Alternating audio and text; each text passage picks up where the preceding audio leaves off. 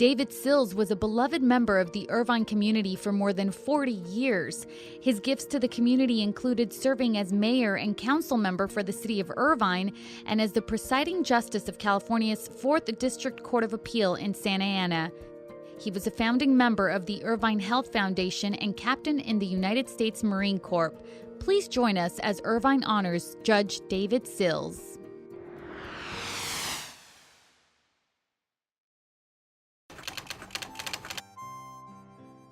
Well, there was no Irvine. There was no Fashion Island because the site of the National Boy Scout Jamboree was where Fashion Island now is. I was an Explorer Scout in Central Illinois, and our troop came to the Jamboree by train. We got out here and it looked like we were camping on a big desert. I couldn't imagine why anyone would want to live here. What sticks out in my mind is that the U.S. Army organized all of the logistics and the various areas to camp and had advisors there, because you had 50,000 Boy Scouts camped outside and they had to be fed, and we were doing our own cooking on charcoal stoves, and the food supplies would come in. They had to have medical available. I had to move these different scout units to the big arena for people that came. I mean, Bob Hope came, Dorothy Lamour came, all of the movie stars of the day were there for big performances at night. Dwight Eisenhower by phone gave us a welcoming address that was over the loudspeaker. And all of us, at least the ones my age, we knew we would eventually be in the military, and it was the first contact. You know, the Korean War was going on then. See, I was in high school at the time. You know, I was 15. I figured within a couple of years I'd be drafted in the Korean War. You know, it ended not too long, you know, after that, about a year or so after that.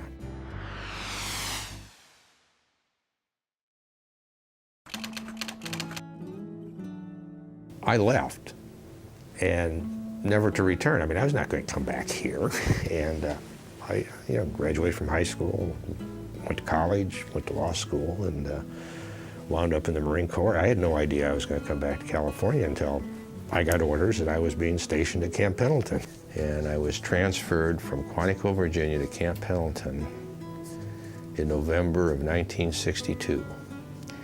I drove across the United States. It started to snow when I left Quantico. It was still snowing when I got to Arizona. I got to San Clemente, the sun was out, it was warm, I was looking at the ocean. I said, this is where I will live. I never thought I would live in California, let alone what is now Irvine on that dusty desert. In 1970, I bought a home in what was county territory, now Irvine, and have lived in Irvine ever since. So.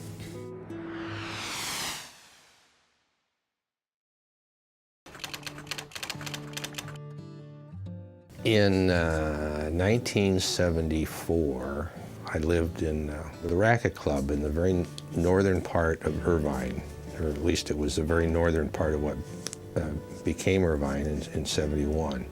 And the city was considering rezoning for residential, and in the proposal were apartments right back of where I lived. And the entire Racket Club community was very upset over the plans. They were concerned about the densities, the location of the shopping center, the location of what is now the Groves Mobile Home Park, the traffic solutions, and they were not against development, they just did not like the plan.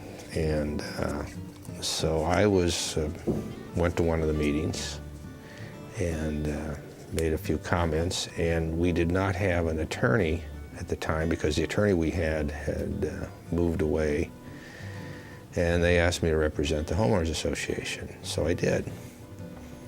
All of our suggestions were rejected all the way up to the city council level, and we met with the developers and put together a plan that was approved unanimously by the board of directors of the Homeowners Association and unanimously by the developers, and the city council turned it down. So I led a referendum, and by a vote almost 2-1. The City Council's action was overturned in November of 1975. And then my friends persuaded me to run for City Council, and I did, and in March of '76, my first meeting of the City Council, I became the mayor and presided over the meeting. I probably had no thought of doing that until I became involved with the city during that referendum fight, and became fascinated with this whole concept of a new city growing and how the city would develop and how it would grow. Looking back, I'm very happy I did.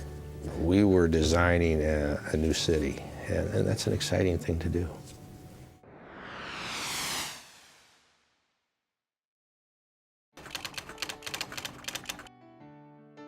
When I first moved to Irvine, we had no supermarkets. We had to drive 5 miles to University Park for a supermarket or drive into Tustin. And we had a real problem for a long time in attracting commercial. I mean, everybody sees it all now and says, well, you know, everybody want to be here, but everybody did not want to be here. We could not persuade the Irvine company to start to attract commercial across from UCI. And when we zoned all of the residential area across from the university, we conditioned the development of residential on there being so much commercial developed before we would permit the next phase to take place. And that was always a challenge. The other was getting what is now Spectrum started.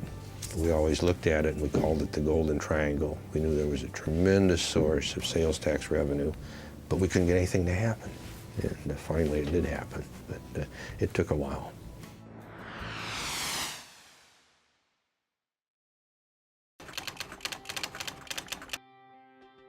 I think the most significant thing in my years that we did was the adoption of the general plan in 1977. The initial design work for the city of Irvine is it was to grow from what was about 10,000, 13,000 people when the city was formed in '71, was done by Ray Watson and his planning team at the Irvine Company, and by the people here at City Hall, the planning department, Bill Willett, and all of the planners who were working for him, and the City Council, and innumerable public hearings and input on what that plan should contain, an enormous amount of work by the Planning Commission and later by the City Council. And in 1977, we adopted the general plan, which has been revised, and but very minor revisions, and generally the plan has been followed. It's been a very good plan. And I look at that as a major accomplishment during my years on the City Council.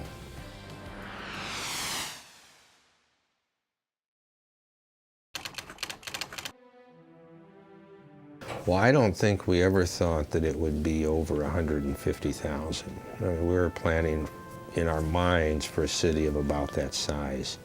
We were frequently the fastest growing city in the United States during those years. I think there were at least 3 years where U.S. News and World Report had us as the fastest growing city in the country. And that presents a lot of challenges and a lot of difficult issues. And we had housing issues. We were trying to plan the roads. We were trying to deal with the Marine Corps that was contributing to the traffic problems that we were trying to solve, as well as noise problems. And we always had citizens complaining about the overflights and the landing practice and the jet noise. And eventually we did sign an agreement with the Marine Corps that we would not permit development within a certain distance of the base, and they would keep all their flight patterns inside that area.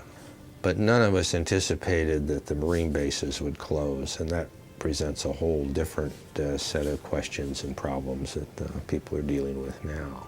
Always been my position that we are going to grow.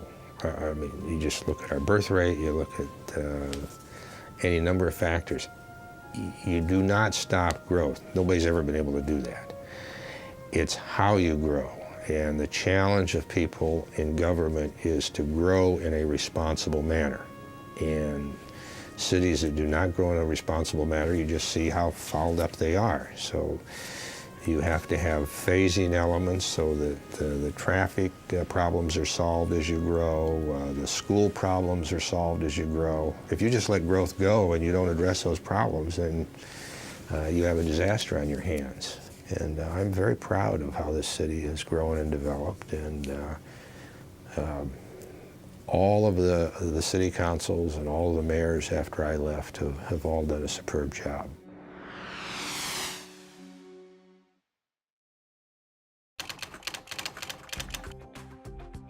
I think accomplishments both while I was mayor and on the city council was the approval and dedication of many of our parks, which is, if there is a jewel in the crown of Irvine, it's its parks, and other of the public facilities.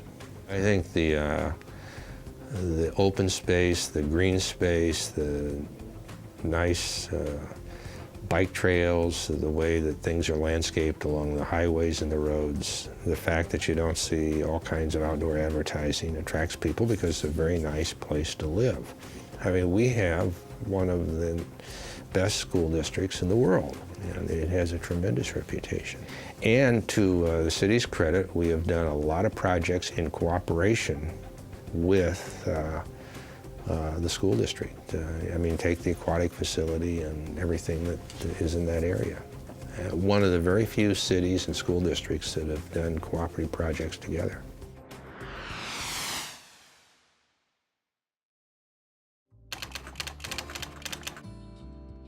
I had a full-time law practice all those years that I was mayor. And what I found in 1976 was being the mayor, being on the city council was an extracurricular activity that was very invigorating, but it did not take all of your time.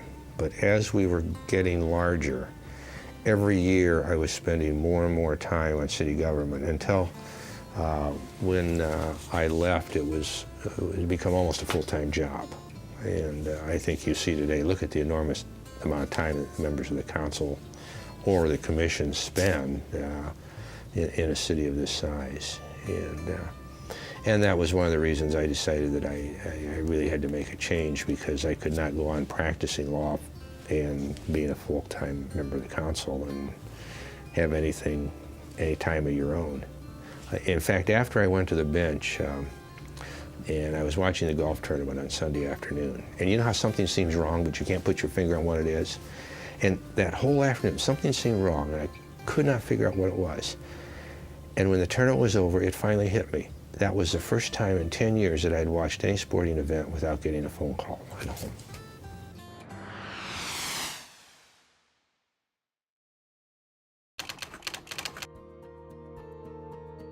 I'm very proud of the way the city has developed, and everybody's done a really good job. And to have invested so much of my own time in the past, I certainly would not feel very good if things were not being run well, or things were developing in a different way, or things being ignored. They're not. So regardless of the politics and who's running against whom or whatever, I think they've all done a great job. So I'm very proud of all of them.